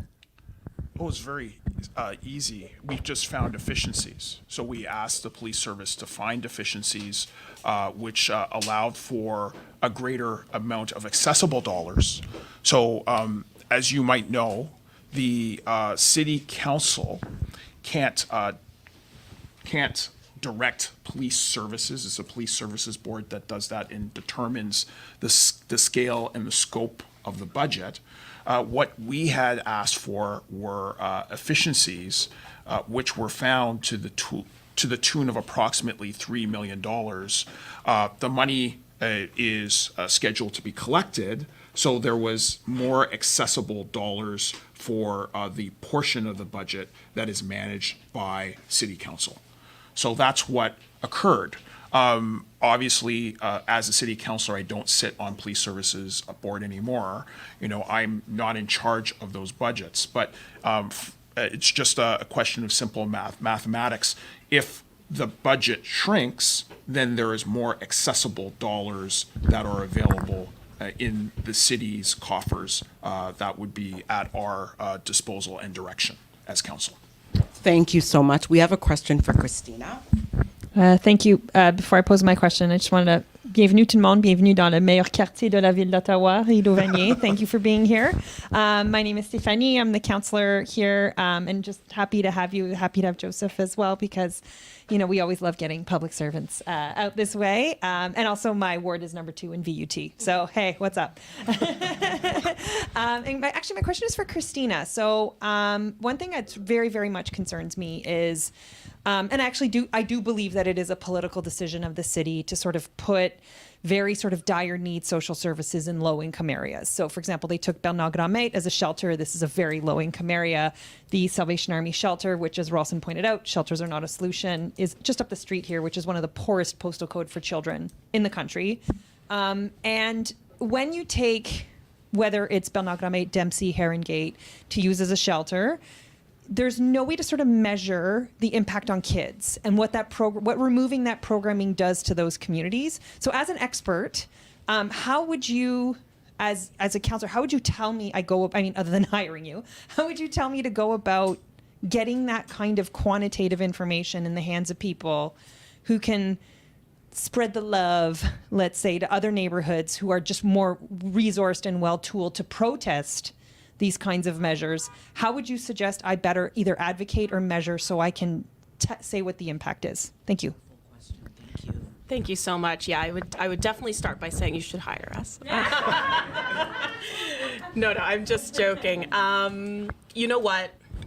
The impact assessment is a really important part of the puzzle, and I don't think that the structure is there at the moment, especially when it comes to finding the funding to do this. So most of the organizations are working on have a lot of volunteers. Sometimes the leadership is in a volunteer role, barely getting paid. And I just think that the way that a lot of especially the private funding avenues are structured, they want to see results from the money, right? So they want to see you built a new something, or you started a new program, and it's not always glamorous. And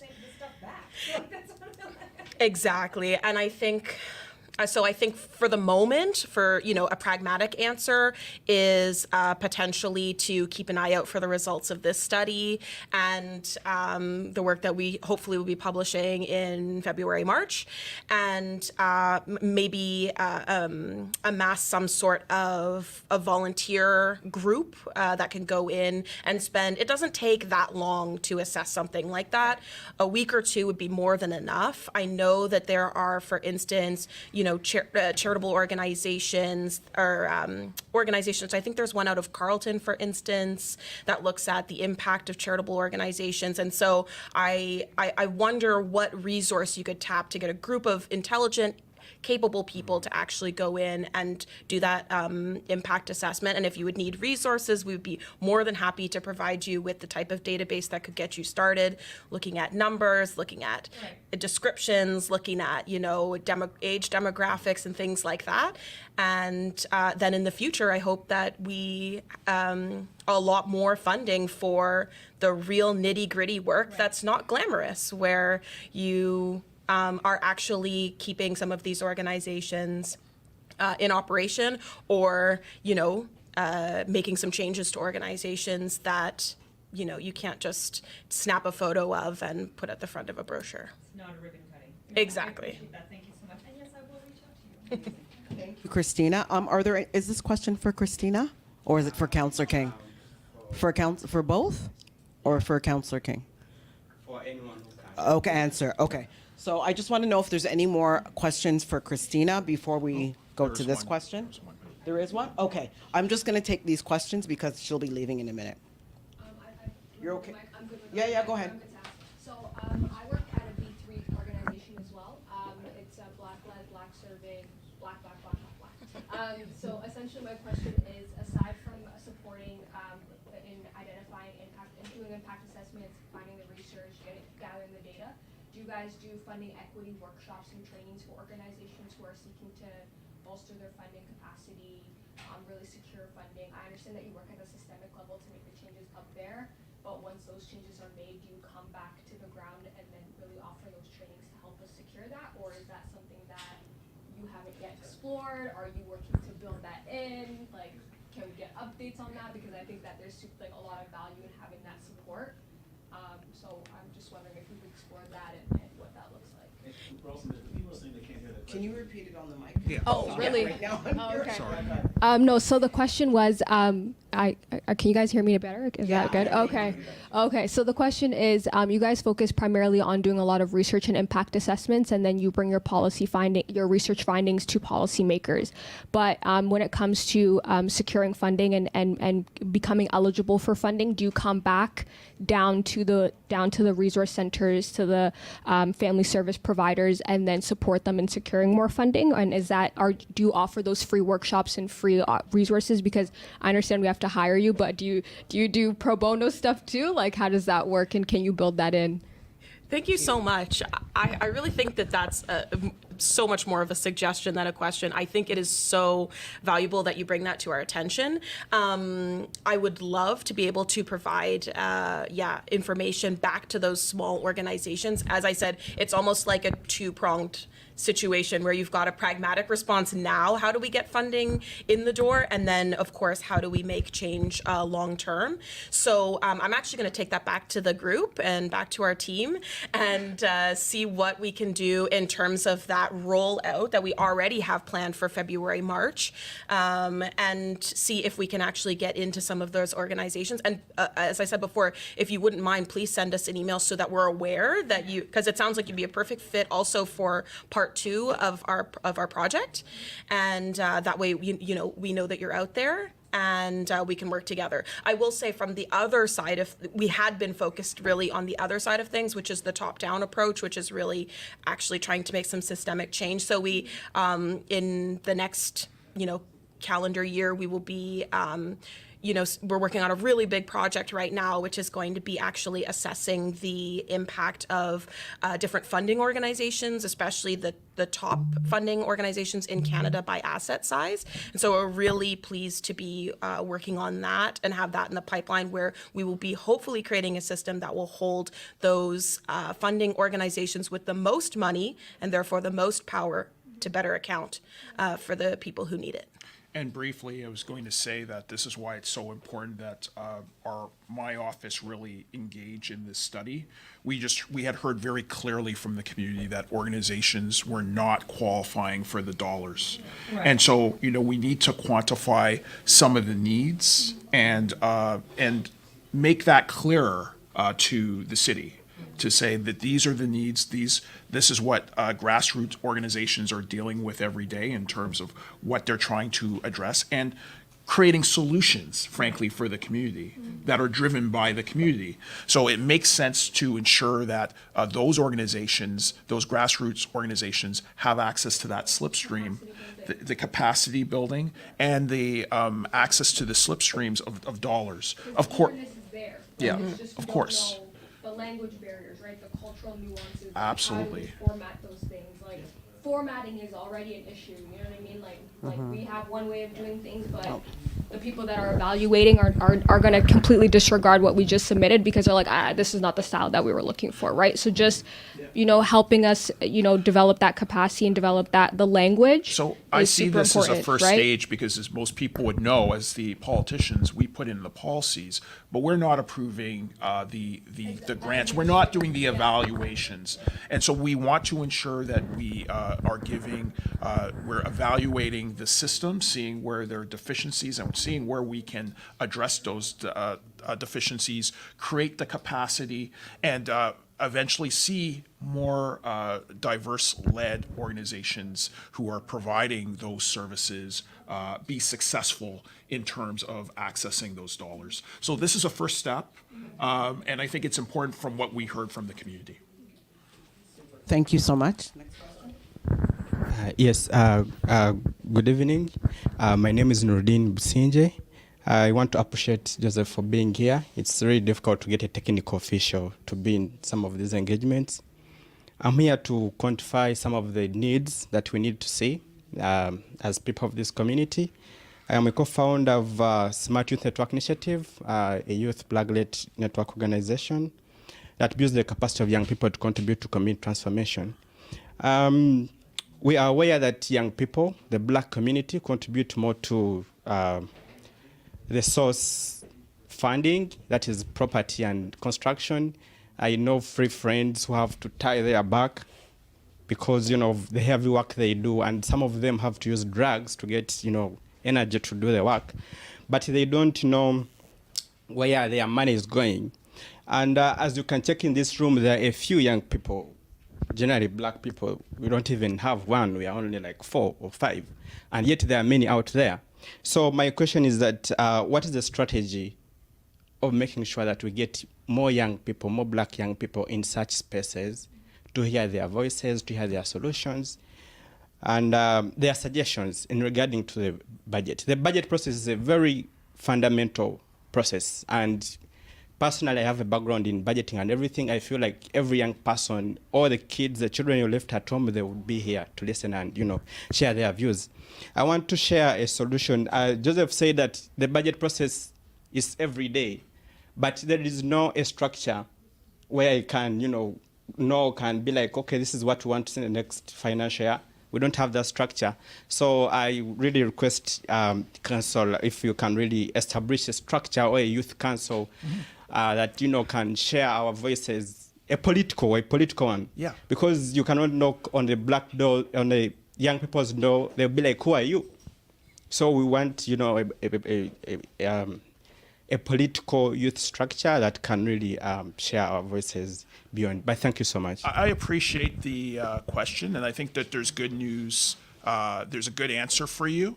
So number one, that anti-racism strategy is going as a specific area that's looking at youth development, and that's very important, and governance, ensuring that we have more diverse members of our community around governance tables, and addressing specifically the needs for youth. So that strategy is going to do that. There's a number of recommendations. The other element that's more practical that we're working on with Youth Ottawa is the creation of a youth engagement group.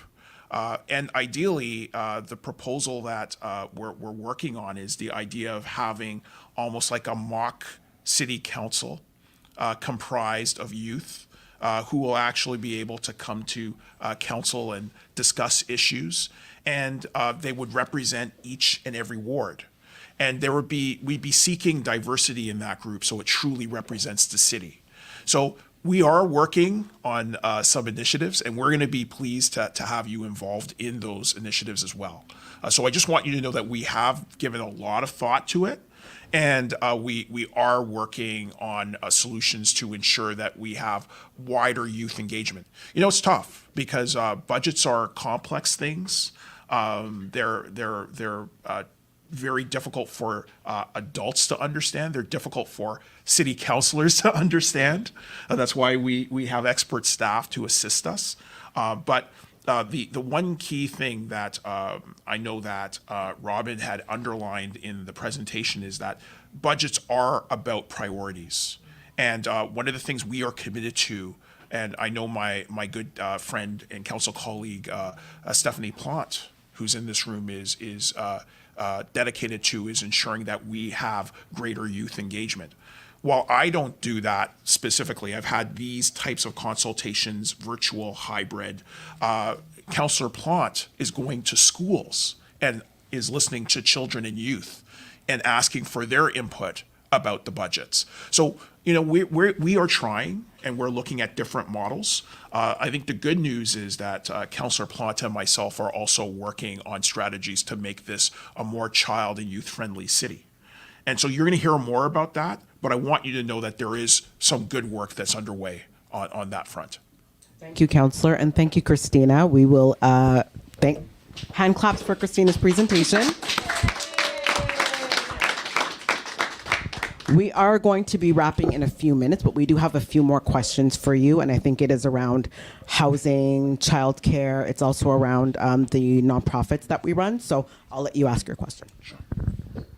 So one of my questions, this might sound a little ignorant, but you mentioned that transit budgets are split $45 from fares, and then 45% from fares, and then 55% from, subsidies, etc.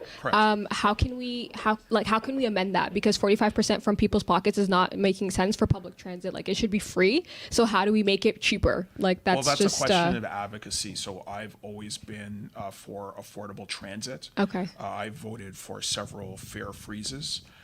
There is a structural challenge, though, with the transit budget. We have sizable deficits due to reduced use of transit. But and also primarily we have a feeder system in Ottawa where people used to use the bus and the train to go downtown to go to work. And so we've seen a sizable reduction in terms of usage. We're not where we were before the pandemic because a lot of people, especially in the public service, federal public service, they're working from home. So, there's a lot of structural challenges, but the thing that you are emphasizing is definitely a political decision. It's how do we divide who pays for what, from the transit levy to the fares. And so that's a continuing question. I can say at least on the capital side and even the operating side, I voted against transit budgets because I don't think that we've had the appropriate investments that have been necessary. So I voted against transit operating and capital budgets in the past. I'm going to evaluate this one, but I think we have to be realistic in the sense with ridership, with residents, to say if we have a 40 million plus deficit in our transit operating budget, it's going to be very hard to make those services free of charge. So, we're going to examine how we can continue to maintain affordability, because I think that's very important. If we keep on jacking up the fares, nobody's going to ride. $3.75. Like, I hate riding the bus at this point. Like, I beg my mom for rides. Do you know what I mean? Like, it's come to that point. Do you know what I mean? And we've had this is one monthly pass over $100. Like, it's not making sense. Like, it's like. It's encouraging climate, climate change and stuff like that. Like, I'm not trying to adapt to climate change. I'm trying to just get to work and get home. Do you know what I mean? Because it's not in my budgets to to be paying for that much. You know what I mean? We're So it's not concerned making about sense. affordability of transit and reliability, and that's one of the reasons why my office worked hard on a paper around optimization and talking about the economic climate, but primarily the reliability climate of transit. But I would agree with you that we have to ensure that we do as much as possible to keep transit affordable, because I have scenarios, and the reliability is key. Yeah, why are they coming every 30 minutes? Yeah. Like, Yeah. and then even that is a lucky thing. Last question is Sure. about housing. So to like what research, how much are you investing in research and development to make housing affordable? Because I know that in the city of Toronto, like they recently, like for vacant homes, they're charging a fee like on vacant homes to avoid Airbnb and Verbo, like rent, like people who are buying multiple houses and just leaving them vacant. So they're putting a tax on that. Is that something that you guys are exploring as well? And how much are you planning on taxing houses that are vacant? Because we need those to stop being vacant so we can get other people in them. So I can actually re-invite Joseph up to the stage if he's willing, because he's in charge of a project called the vacant unit tax, which we are piloting. So we do have a pilot in place in the city, and you would be best suited. Toronto because we're not taxing enough. So sorry. So I will say council did approve a vacant unit tax, which we implemented this year. And we had forecasted, I think we would probably have about maybe 15 to 1,700 units vacant. At this particular point, since we've gone through the process in 2023, we're estimating that we're probably going to have about 4,000 vacant units. So that's significant. So this is a two-pronged approach. A vacant unit tax is a two-pronged approach. One, it helps with the affordability issue by pushing homes back into the market. So I was talking to Council Plant earlier, and I was explaining that in August, we just did a quick inventory of how many houses were for sale in Ottawa. We had about 2,500 houses for sale. If we have 4,000 vacant units, if this tax even pushes back 1,000 back into the market and throw that 1,000 to the 2,500, you're going to see some shifting in terms of pricing, right? It's basically a bit of a domino fall, because the next person that comes to list will say, well, how much did the other house sell for? Well, houses in your streets are now selling for X, so you need to sell for this, right? So if prices start going down, then the market sort of starts to follow that trend, right? So even if we just dumped 1,000 units and cause prices to drop, then it sort of helps with that affordability issue. The other side of it is all the money that's coming in is going towards affordable housing. So we had forecasted about $4 million coming in from this initiative. We're now looking at about 10 million going towards affordable housing, which is a big change. So this will continue. I think there was a debate and a vote earlier in the summer, and against this council, new council has reaffirmed that they want to continue with the program. So we're full steam ahead, and we'll continue to enforce that and make sure that we see less and less vacancy. And vacancy is caused by a lot of issues, as we're starting to find out. It could be matters of, the speculators, the investors, that's the most common one. But sometimes people sit on their homes for a lot of various reasons, right? And a lot of diplomats have like homes when they're on mission, and then they keep their home here. So like I understand that, but that's not. The rest of us need houses too. Yeah, but all that to say is we have an initiative in place. We actually rolled out at the same time as Toronto. Okay, so Yeah. I have another question. Joseph is so good that he's now counseling other municipalities. We've had some discussions with other municipalities about how to implement this, because this isn't just an issue in Ottawa, it's an issue everywhere. My hometown has literally been decimated by things like vacant unit and vacant storefronts. It's so sad to go back and see that. So thank you, Joseph, for all your work. It's really appreciated. Sorry. No, it's okay. So it's amazing work that you're doing. So we're glad to have you here. It's around access to space, parks and rec for our youth, particularly Black and Indigenous youth. We've seen access to space limited because of COVID, even shut down in programming and services. How can we help subsidize access to space? Because a lot of the times these spaces are up for rent, and the rental the rental amounts are pretty high. A lot of these youth programs aren't able to afford those spaces, and sometimes these spaces stay vacant in schools on weekends, in the gyms, in the cafeterias. We want to, and in the city of Ottawa, some people just don't end up having their events there because it's a little bit more difficult to pay the price. So how do we help subsidize these programs, and how do we even get costs for free, and we start filling up these spaces so the youth can have something to do during these critical hours? Because when critical hours are happening, we see that it's detrimental for our youth. And so what can we do? Because I can tell you that there's a facilitated table, the ACB youth table, that's run where a lot of social services are coming together to discuss these issues, because at least 2 summers ago, that table started due to the fact that everybody was worried what was going to happen during the summer hours. It was, I think, 2021 we started that table.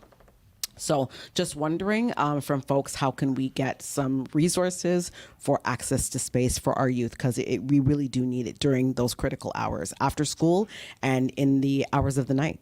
As a political question, I'm happy to answer around some of the initiatives that I'm undertaking with Youth Ottawa and the North Gloucester Giants as an example.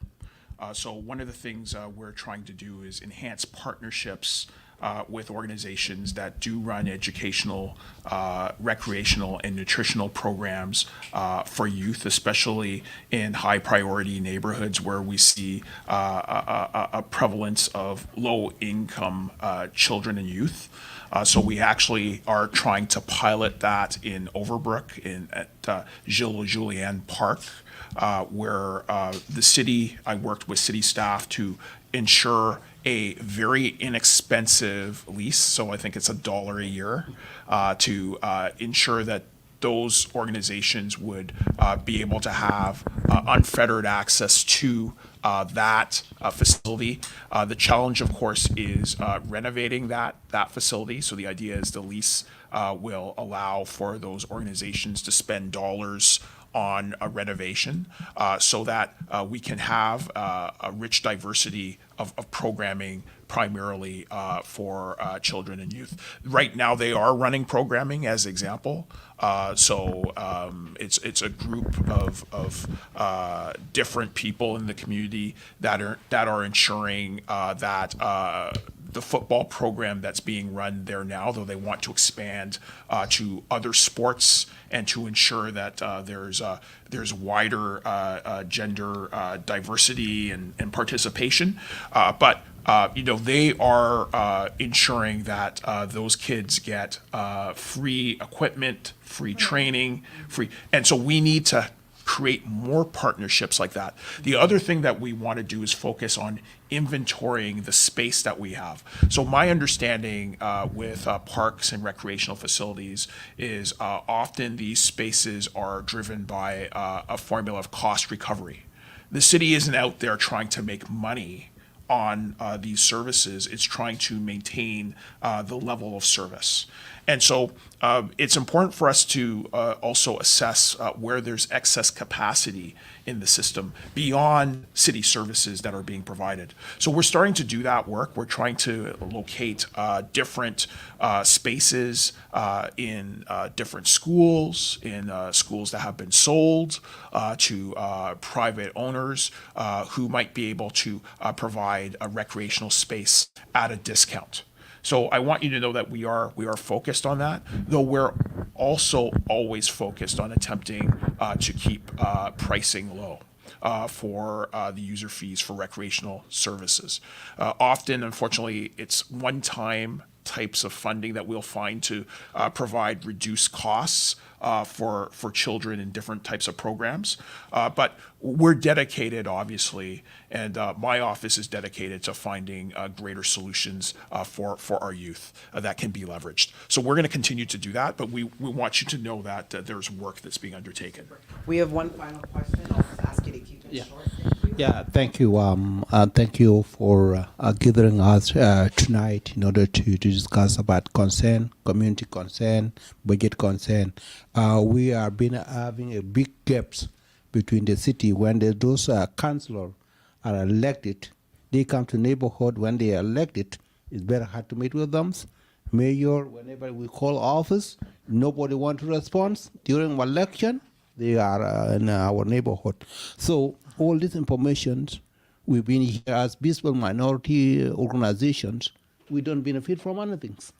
And I think that if the councillor or a mayor or manager or whoever in the city should have to share the information with the visible minority like us in order to benefit, because we have people with mental health issues, we have barriers, language, we also have where we can be able to gather, talk and chat. We cannot just go a house to house, but we can be able to have a place where we can be able to sit down and discuss issues that concerning us, whether politically or socially. We don't all have those steps. So we, as communities, as a visible minority, we are looking for where we can be able to gather and discuss about our concern with the kids. A lot of people right now, they are in shelter. Our communities, we contribute also to the shelter. Not only some people from Ottawa. In my community, have a couple of people there, women and men, kids, they are in shelter. And nobody wants to listen from us. So what can we do if we have a capacity to sit down and talk culturally, language where we can be able to describe everything in our language, in our culture, in our behavior, the way we do our things.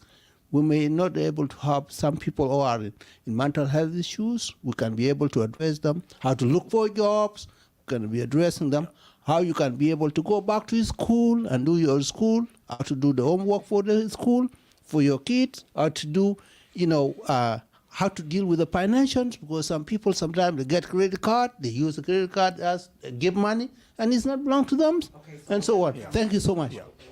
So I can say that we're dedicated to greater engagement. The engagement has to be structured, and so that's why we are having these budget consultations. In my office, I work with Sophia Jacob, who's here, and we hold biannual community town halls specifically for the Black community to actually voice these types of concerns. And we're supportive of new initiatives that we're seeing, the emergence of the ACB Wellness Resource Center within our ward that is providing space for this type of dialogue and discussion. I think it's important to note that elected officials have a tremendous number of responsibilities and pull on their time. So I try to be out in the community as much as possible, listening to people, going to events, and getting a sense of what investments are necessary. But I can't be everywhere all the time. As example, tomorrow I'm going to probably be in a joint committee meeting that will be talking about a Lansdowne for 12 hours. But after that, we're still in the community. We're still asking people, because we have the legislative responsibilities, we have our responsibilities to the community and the geographic community of the ward. But what I think is important is that what's changing is we're also now directly engaging with cultural communities. That's because of the community itself, which I'm very proud of. So they put pressure when I came into office and said, Rawlson, we need to have an anti-racism office. We were able to establish that. Rawlson, we want to have an anti-racism strategy. We have that. Councillors typically just have ward consultations. We decided to innovate and have this consultation for a wider, diverse group of people. But of course, everybody across the city wants me to be at their event all the time. I only have so much time, and my focus needs to be on the legislation. But the focus also needs to be listening to you, but we've got to do it in a structured way. And so that's why we're having this dialogue, and I'm pleased everybody could join us tonight for this dialogue. And this is the reason why we're going to have a continuing dialogue.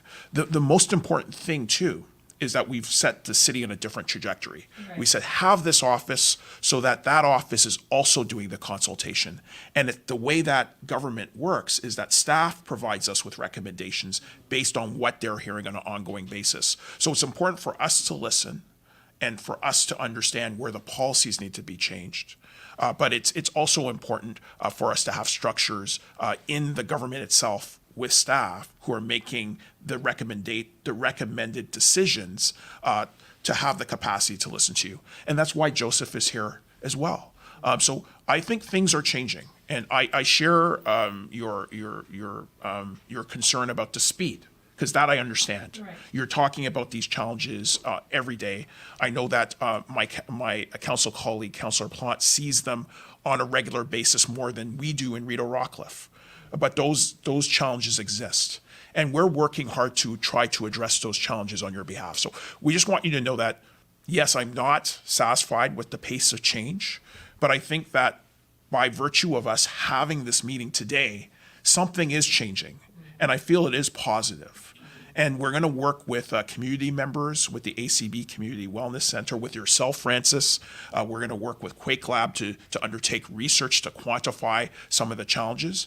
And we're going to present that to council, to the mayor, so that we have a roadmap. Because it's one thing for us to listen to the challenges, and we understand, we have a good sense of what the challenges are. But we need to quantify the asks so that when we go in a budget process before our council colleagues and before staff, we can say, we have all the data and we understand the changes that are needed based on the aggregated data that we have. So I just want you to know that we are committed to that, and that's why I'm so pleased that you've been able and everybody's been able to participate in this process tonight. Thank you so much, Councillor, and thank you so much, Joseph and Christina. We really appreciate you guys coming. Hand claps for our presenters.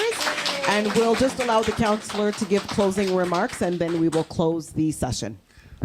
Well, once again, just briefly, I know it's been a little bit longer in terms of this session than had been scheduled, but they're very important conversations, and it's very important that we listen to you. So I really want to thank you for being here. I also value the idea of listening before tabling. Often a budget is tabled, and then there are questions that might be asked, but there's little change.